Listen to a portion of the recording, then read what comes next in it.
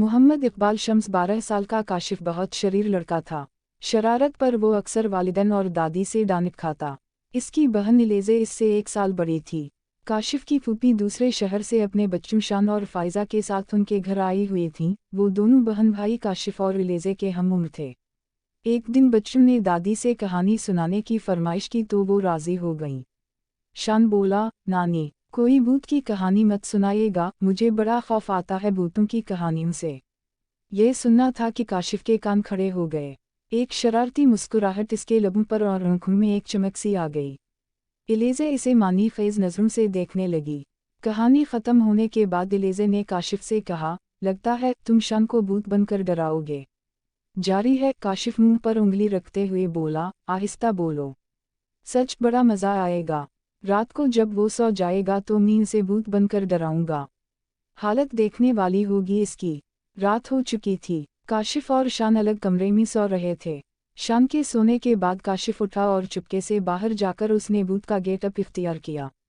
अब उसके कदम अपने कमरे की तरफ बढ़ने लगे जहां शान सो रहा था। कमरे में मदहम रोशनी थी। काशिफ आहिस्ता आहिस्ता कदम बढ़ाता हुआ शान की तरफ बढ़ रहा था। इसने देखा कि शान चादर ओढ़े बेखबर सो रहा है। इससे पहले कि वो चादर हटाकर शान को डराता, अचानक किसी ने इसके कंधे पर हाथ रखा। काशिफ ने जो घूमकर देखा तो इसकी रूह फना हो गई। इलेज़े और फ़ाइज़ा दादी जान के कमरे में थीं। इलेज़े जाग रही थी। इसे मालूम था कि काशिफ शान को भूत बनकर डराएगा।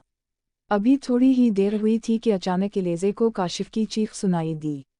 उसी दौरान फ़ाइज़ा भी उठ गई और मुस्कुराने लगी। इसे देखकर इलेज़े को बड़ी हैरत हुई। तुम क्यों मुस्कुरा रही हो? इलेज़े ने पूछा। फ़ाइज़ा ने इलेज़े के कान में कुछ कहा जिसे सुनकर इलेज़े भी मुस्कुरा दी। काशिफ की चीख सुनकर दोनों हंस पड़ीं। फिर उठकर काशिफ के कमरे की तरफ चल दीं।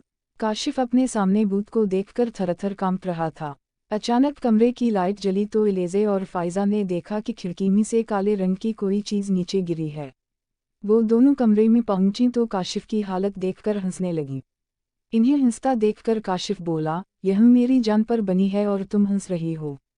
फ़ाइज़ा करीब आई और बोली, अरे, वो भूत नहीं था, शान था। किया, शान? वो हैरत से बोला। इलेज़े ने बताया, मुझे फ़ाइज़ा ने सब बता दिया है। दरअसल जब तुम शान को डराने का मंसूबा बना रहे थे तो इन दोनों ने सुन लिया था और सोचा इससे पहले तुम शान को भूत बनकर डराओ, उल्टा शान भूत बनकर तुम्हें डरा देगा। लेकिन शान तो सो रहा है। इसने हैरत से कहा, अरे नहीं, ये तो तकिए इस तरीके से रखे हुए हैं जैसे कोई सो रहा हो। ये देखो तकिए हैं। ये कहकर फ़ाइज़ा ने जैसे ही चादर हटाई वो चीख पड़ी।